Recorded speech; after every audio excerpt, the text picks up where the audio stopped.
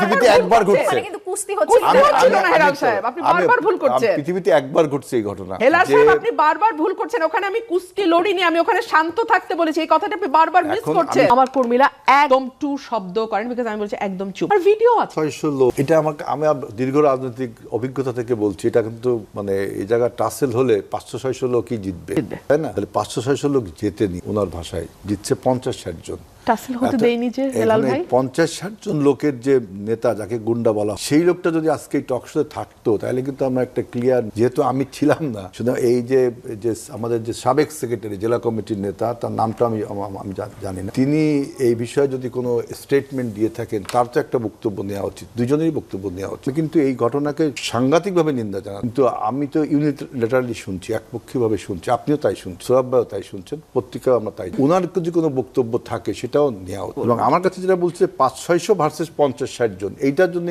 আমার 40 বছরের রাজনৈতিক অভিজ্ঞতায় আমি দেখিনি যে আমরা যদি 500-600 লোক থাকি, 50-60 জন লোক আমাদের উপর আক্রমণ করবে, এইটা কিন্তু আমার কাছে একটু কেমন যেন মনে হচ্ছে। কারণ আমি রাজনীতিতে দেখিনি এরকম। আমরা যখন আওয়ামী লীগের বিরুদ্ধে আন্দোলন করেছি, তখনও যদি আমাদের, আমি আশান্বিত হতাম যদি আজিজুল বাড়ি হেলাল ভাই যদি কিন্তু ছাড়া কথাটি বলতেন। হ্যাঁ, আমি কিন্তু আগেই বলেছি ভয়াবহ ঘটনা ঘটেছে, 50 জনকে ওখানে ফেলে দেওয়া কোনো ব্যাপার ছিল, কিন্তু আমি ধৈর্য ধরতে বলেছি এবং আমার কর্মীরা ধৈর্য ধরে, আমার কর্মীরা একদম টু শব্দ করেন, বিকজ আমি বলছি একদম চুপ। আর ভিডিও আছে, ভিডিও দেখলে এখন কারো মুখের বয়ান শোনার কোনো দরকার, আমার ফুল ছেঁড়া হয়েছে, পাড়ানো হয়েছে, এটার ভিডিও আছে। এখন সরকারি দলে গেলে যদি গণমাধ্যমের দিকে চোখ না থাকে, তাহলে তো এই সরকার নিয়ে খুব আশান্বিত হতে পারছি না। আমি আমার প্রথমে যে বক্তব্য দিয়েছিলাম, হেলাল সাহেব যদি কিন্তু ছাড়া কথা বলতেন, তাহলে আমি বরং কিছুটা আশান্বিত হতাম।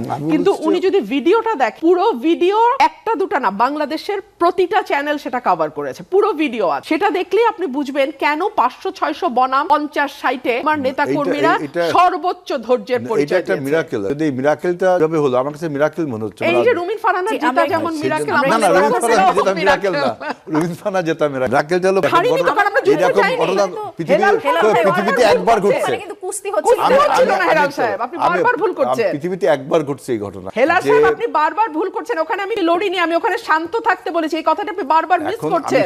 ওরা আমার কথা শুনেছে। Leadership, this is leadership. ওরা শুনেছে আমার কথা। এত দ্রুত ডেভেলপড হয় লিডারশিপের উপর। আপনারা যারা লেখাপড়া করেছেন লিডারশিপের উপর, যে একজন লিডারের কথায় 500-700 লোক মুহূর্তের মধ্যে, এবং উনি ওখানে লিডারশিপটা গ্রো করছে কত 10 বছর, 2017 সাল থেকে এলাকায় আমি কাজ করছি। হ্যাঁ, কাজ করছেন, কিন্তু লিডারশিপে আপনার বিএনপি তার সাথে ছিল, তাই না? বিএনপি থেকে সরে আসলেন যখন থেকে। আমি এই কথাগুলো কিন্তু আরো 10টা জায়গায় ঘটনা ঘটতে উৎসাহিত করবে।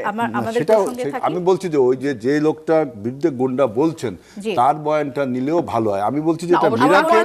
দেখেন, এটা মিরাকেল। এরকম 500-600 ভার্সেস 50 পৃথিবীতে একবার ঘটেছে এরকম। ওখানে কার পক্ষে কতজন ছিলেন আমার মনে হয় এই আলোচনা খুব একটা প্রাসঙ্গিক না। উনি বলছেন এই জন্য এই ঘটনাটি ঘটেছে, বলছেন বলে আমি বলছি যে আমার নেতাকর্মী যদি আমার কন্ট্রোলে না থাকতো, ওই দিন ওখানে ম্যাসাকার হতো, আমি সেটাই বলেছি। এবং এরপরে পুলিশ প্রশাসনের আসলে ভূমিকা কি ছিল সেটি আমরা জানতে চাচ্ছিলাম, যে প্রশাসন এরপরে কি ভূমিকা নিয়েছে। আমরা জানতে পারলাম যে এখন পর্যন্ত প্রশাসন খুব বেশি ভূমিকা নেয়নি।